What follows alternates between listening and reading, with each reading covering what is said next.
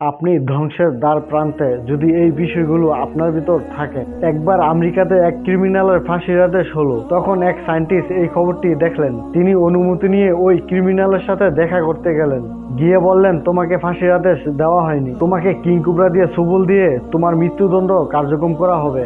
এই কথা শুনে ক্রিমিনাল পুরো রাত পেরেশানিতে কাটালেন।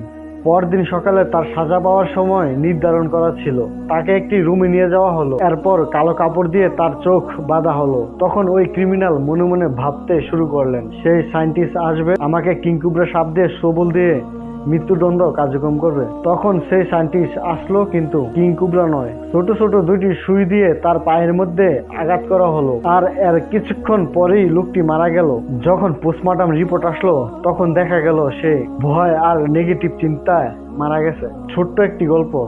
এর মূল শিক্ষাটা হলো, নেগেটিভ চিন্তা ভাবনা আপনাকে ধ্বংস ছাড়া আর কিছুই দিতে পারবে না। আশা করি বুঝতে পেরেছেন। যদি এই ভিডিওটি ভালো লাগে অবশ্যই এই চ্যানেলটি সাবস্ক্রাইব করে যাবেন এবং একটি লাইক কমেন্ট করে আপনার মতামত জানিয়ে যাবেন। মা আসসালাম।